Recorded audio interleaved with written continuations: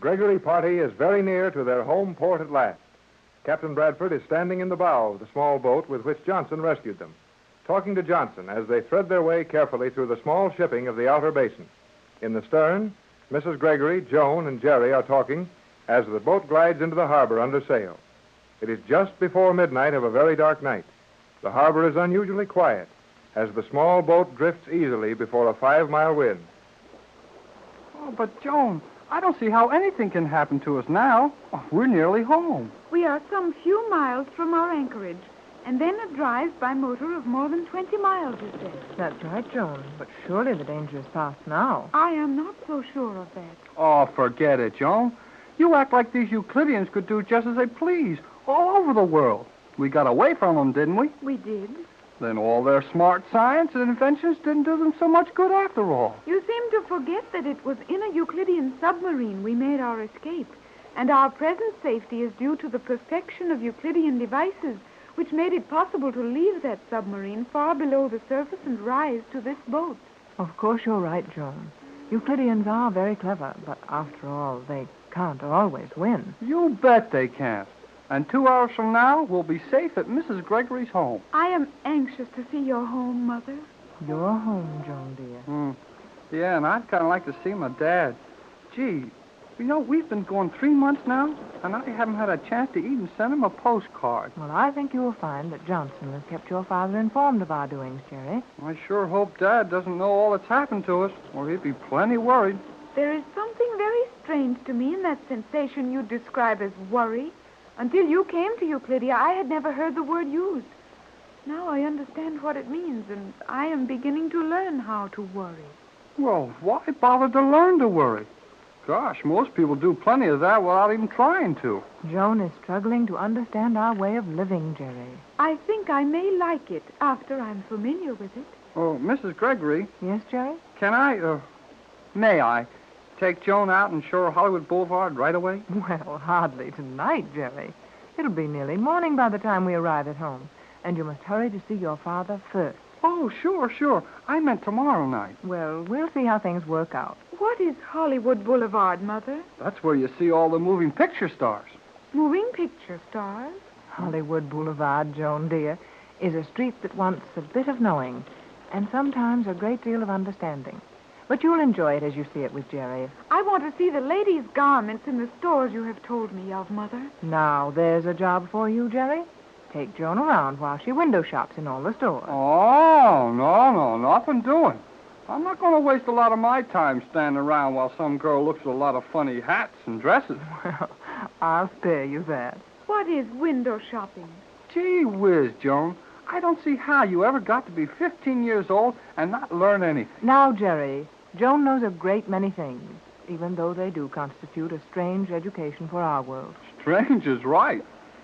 Hey, Johnson and Tex are coming back here. Yes, and they appear to be watching something in the sky. Probably that Euclidean plane. Oh, that plane. I had forgotten it. Oh, so had I. But it looks like we're going to get a swell chance to remember. I'd say it was the same plane, but I want to ask Joan. What is it, Captain? Johnson and I just discovered that there's a plane flying around over us. Too dark to see it, and they're not showing any lights. But I thought I heard them cruising around with a very quiet motor some time ago. Oh, but those Euclidean planes don't sound the same as ours, do they, Joan? In this case, they would. In this case? Oh, sure. You don't know these Euclideans like we do. They think nothing of carrying 2 kinds of engines in a plane. How about that, Joan? This plane is undoubtedly equipped with an ordinary motor, so they will excite no suspicion when heard cruising around over the harbor. Well, I should think the fact that they're running without lights would excite plenty of suspicion. Yes, it will, but no one will know what to do about it. Well, what do you suppose they're flying around over here for? Well, I would say some attempt would be made to prevent our landing. When these fellows make attempts, it's usually a pretty good try. I think we are in no immediate danger. Joan feels that the Euclideans are not going to do us any bodily harm, but we've seen so much of their power that it's rather hard to believe anything particularly nice about them. Well, one thing is certain. With this harbor all full of battleships and a carrier in there with a lot of planes on it, they're certainly not going to resort to any firing or bomb dropping. The Euclideans have many weapons that are practically noiseless. Well, that plane isn't noiseless by a long shot. I can hear it coming back in right now. They will attempt to frighten us, I believe. Well, they won't have to try very hard for me. I scare easy when those Euclideans are around. That plane is coming down awfully fast. Yes, it's coming right over us. Sounds like a power dive. And I'll bet there'll be a bomb at the bottom of it. Oh, what can we do? Nothing. Just sit still and wait for what happens.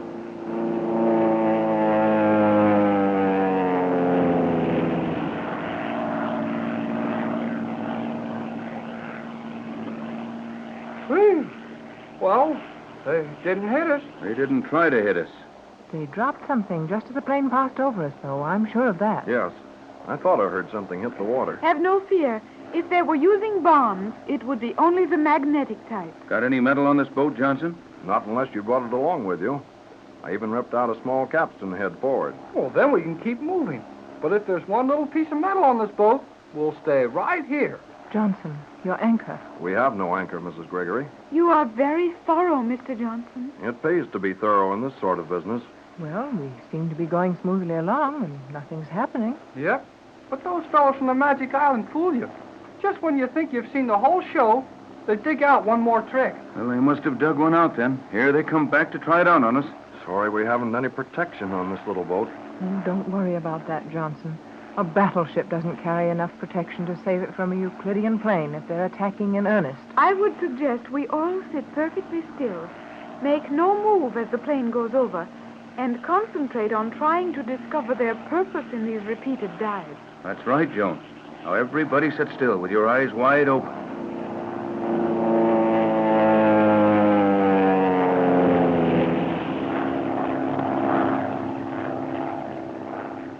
Hey, it's raining. Sure, feels like it.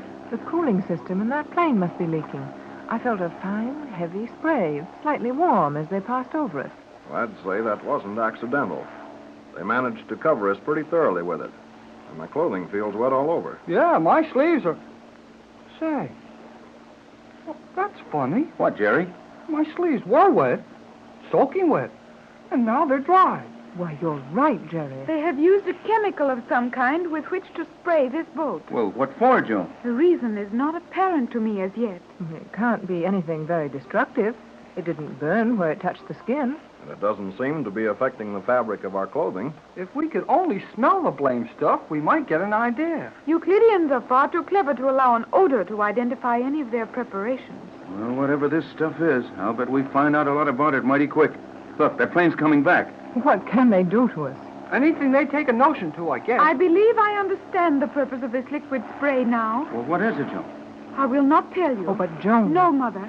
If the effect will be as I think, you might do something foolish in attempting to escape from it when our greatest safety lies in doing nothing. Well, I hope you know best, Joan.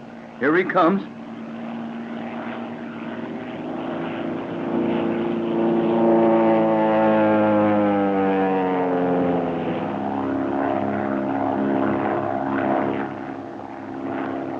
Boy. Oh. Well, whatever you thought it was, Joan, you're wrong. He didn't do a blame thing to us. Have you tried to move your hands? Move our hands?